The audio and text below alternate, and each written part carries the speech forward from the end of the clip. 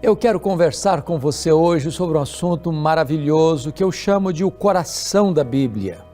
A cruz, o palco do amor de Deus.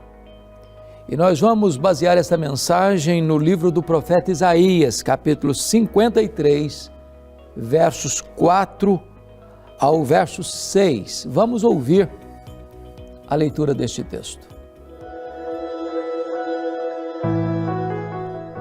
Certamente Ele tomou sobre si as nossas enfermidades e as nossas dores levou sobre si, e nós o reputávamos por aflito, ferido de Deus e oprimido.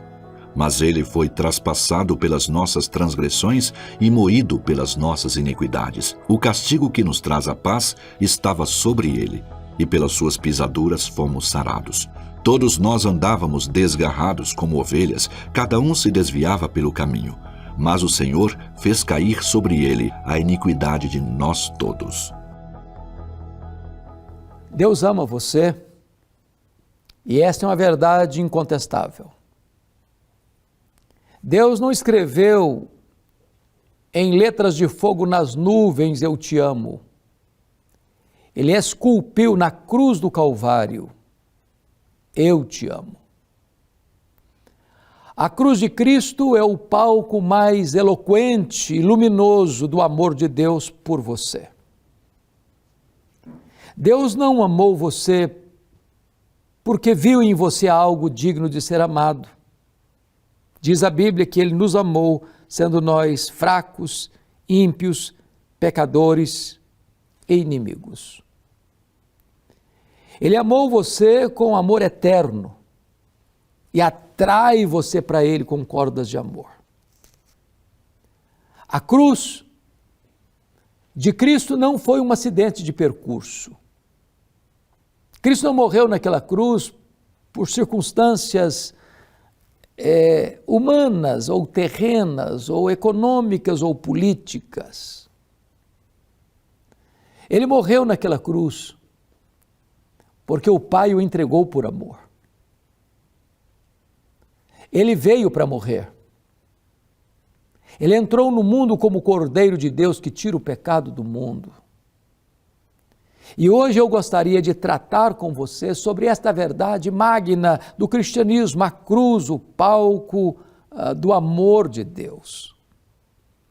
E talvez uma pergunta que é necessária fazer é: quem levou Jesus à cruz? E eu posso lhe garantir que quem levou Jesus à cruz não foram os judeus, com a sua trama. Não foi para a cruz Jesus porque o Sinédrio contratou testemunhos para acusá-lo, ou porque Judas o traiu, ou porque Pedro negou, ou porque os discípulos o abandonaram, ou porque Pilatos o sentenciou à pena de morte, ou porque os soldados o prenderam naquele leito vertical da morte. Diz a Bíblia que Jesus foi para a cruz, pelos seus, pelos meus, pelos nossos pecados. Ele morreu pelos nossos pecados. Nós matamos a Jesus. Você, eu, nós, os nossos pecados. O castigo que nos traz a paz estava sobre ele. Pelas suas pisaduras nós fomos sarados. Deus lançou sobre ele a iniquidade de todos nós. Ele foi ferido de Deus, agradou a Deus moê-lo, porque na cruz Deus sentencia o seu Filho para não sentenciar a nós. O seu Filho sorveu cada gota daquele cálice amargo da ira para que nós pudéssemos beber da água da vida. O seu Filho morreu para que nós pudéssemos viver eternamente. Quem levou Jesus à cruz? Foi o Pai por amor. Diz a Bíblia que Deus não poupou o seu próprio Filho, antes por todos nós o entregou. Diz a Bíblia que Deus amou o mundo de tal maneira que deu o seu Filho unigênito, para que todo que nele crê não pereça, mas tenha a vida eterna. O apóstolo Paulo diz que dificilmente alguém morreria por um justo, mas Deus prova o seu próprio amor para conosco pelo fato de ter Cristo morrido por nós, sendo nós ainda pecadores. Mas em terceiro lugar, quem levou Jesus à cruz? Diz a Bíblia que ele mesmo, espontaneamente, livremente, caminhou para a cruz. Ele chegou a dizer: ninguém tira a minha vida de mim, eu, pelo contrário, espontaneamente a dou. Jesus não foi para a cruz esperneando, como uma ovelha vai para o matadouro, para a hora do holocausto. Não, diz a Bíblia que ele caminha para a cruz como um rei caminhou para a sua coroação. Se você pergunta que tipo de sofrimento ele suportou na cruz, diz o texto que não havia nele aparência nem formosura, nenhuma beleza havia que nos agradasse. Algumas pessoas erradamente acham que Jesus era uma pessoa sem beleza física. Isso não é verdade, isso não é verdade. Ele devia ser o padrão máximo da beleza. Mas naquele momento na cruz, quando Deus lançou sobre ele a iniquidade de todos nós, quando ele carregou sobre o seu corpo no madeiro os nossos pecados, ali não havia mais beleza nele. O sol escondeu o rosto dele. O Pai escondeu o rosto dele. Naquele momento ele foi feito pecado por nós. Naquele momento ele foi feito maldição por nós. Naquele momento ele era todo ferida. Pelas suas pisaduras é que nós fomos sarados. Então, nesse momento ele sofre exatamente toda esta angústia de receber no seu corpo, no madeiro, os nossos pecados.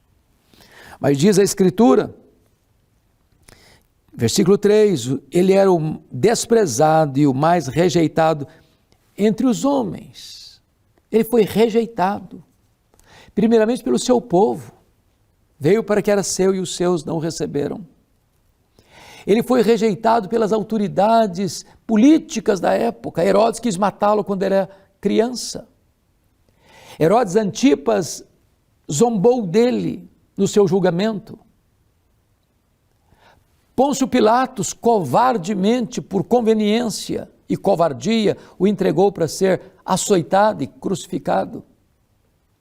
Ele foi rejeitado pelas autoridades religiosas. Os fariseus, os saduceus, os escribas tramaram contra ele. Fizeram acusações levianas contra ele, chamando-o de pecador, de beberrão, de glutão e até de endemoniado. Ele foi rejeitado pelos seus discípulos. Judas o traiu, Pedro negou e os demais acovardados se dispersaram quando ele foi preso. Ele era o mais rejeitado de todos os homens, ele suportou na cruz o desprezo. As pessoas não fizeram caso dele, meneavam a cabeça e voltavam os olhos para longe dele, tamanha agonia que ele sofreu na cruz do Calvário por amor a você, por amor a mim. Diz a Escritura que ele foi traspassado pelas nossas transgressões e moído por causa das nossas iniquidades, e agradou ao Pai moê-lo naquela cruz. Talvez as palavras são insuficientes para descrever esta cena da cruz.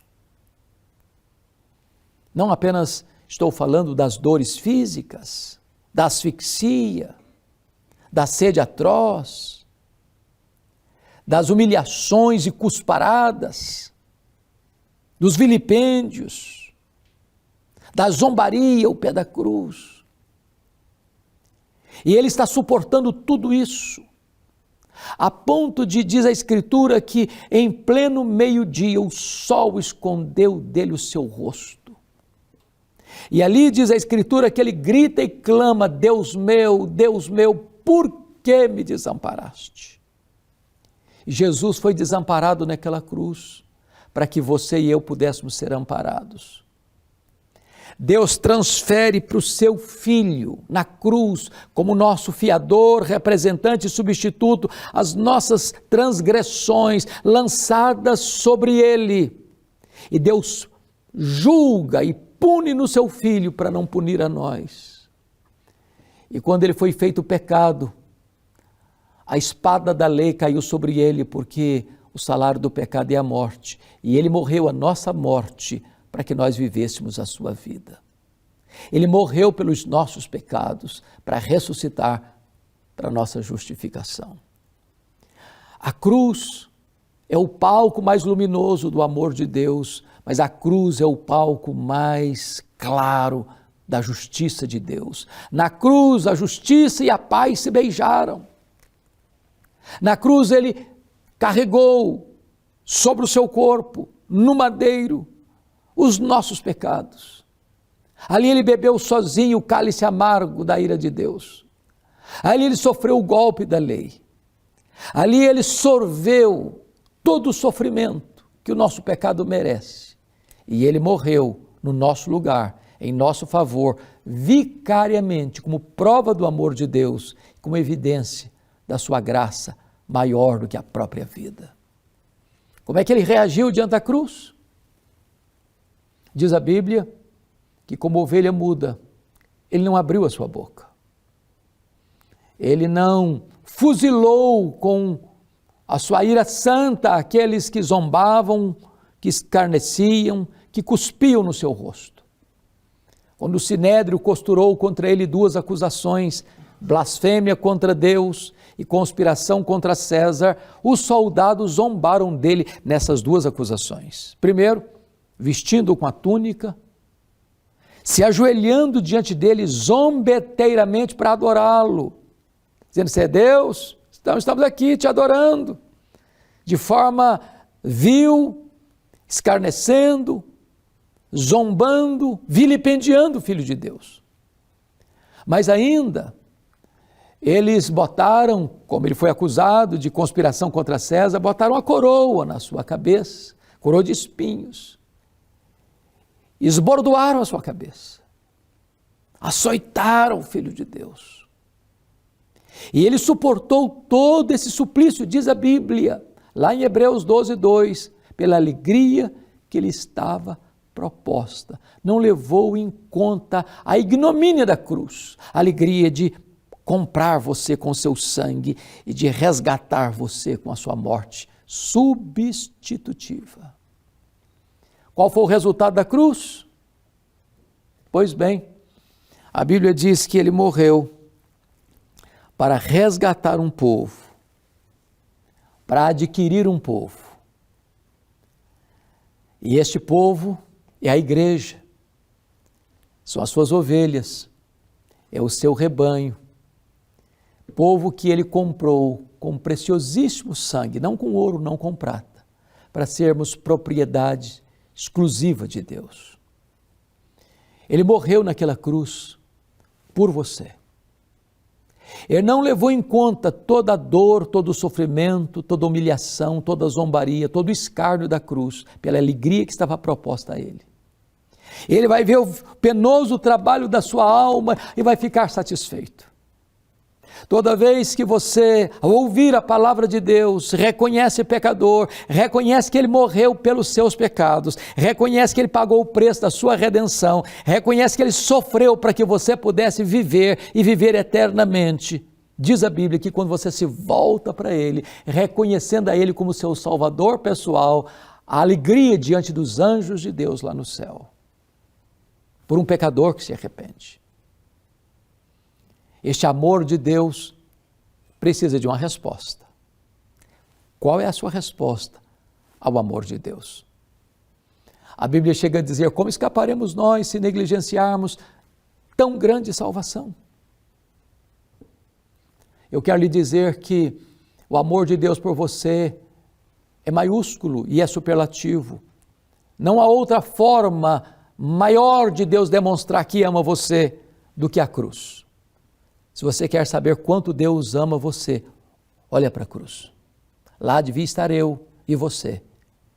E Deus entregou o seu próprio Filho para nos poupar, para nos perdoar, para nos salvar, para nos redimir. Hoje é o dia da sua entrega. Hoje é o dia da sua decisão. Se você agora reconhecer que você é um pecador, carente da graça de Deus, que você não pode salvar a você mesmo, você não pode perdoar a você mesmo, você não pode libertar a você mesmo. Mas se agora mesmo você reconhecer que Jesus morreu, não como um mártir, não porque sucumbiu ao poder de Roma, não porque foi uma vítima indefesa das tramas do sinédrio judaico, mas se você reconhecer que ele morreu deliberadamente pelos seus pecados, para dar a você a vida eterna, se agora você reconhecer-se pecador e confiar nele como seu salvador pessoal, você tem nele agora mesmo a vida eterna, a alegria e a segurança da sua salvação. Eu vou orar com você, eu vou orar por você. Deus, eu te agradeço pela obra sacrificial, vicária, substitutiva de Cristo na cruz do Calvário, revelando-nos de maneira singular e máxima e superlativa o teu grande amor por nós. Ó Deus, aplica esta palavra ao nosso coração e faz um milagre na nossa história, trazendo-nos a alegria da vida eterna em Cristo Jesus. Aplica, Pai, rogamos-te esta palavra ao coração daqueles que nos assistem. É a nossa oração, em nome de Jesus. Amém.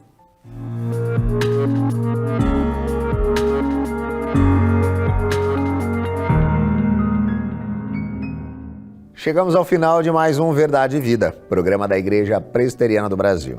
Você acompanhou há pouco mais uma canção do nosso Pocket IPB, nosso programa musical. Você pode encontrar este e outros no youtube.com/IPBOficial. Acompanhou também a mensagem do Reverendo Hernandes e também os cromonautas. Se você foi assim como eu, ricamente abençoado por tudo que aconteceu aqui hoje e quer receber aí na sua casa e no seu celular esse programa para compartilhar com seus amigos e parentes, basta mandar uma mensagem de WhatsApp com a palavra vida para o nosso telefone. O código de área é o 11 947 18 94 50. Você encontra também todos os outros programas que já veiculamos no canal do Verdade e Vida, que é o youtube.com/programa Verdade e Vida. Quero aproveitar para agradecer aos nossos parceiros em missão, que têm tornado possível estarmos aqui compartilhando a mensagem do Evangelho com você. O Verdade e Vida vai ficando por aqui, mas semana que vem estaremos de volta, neste mesmo horário e neste mesmo canal.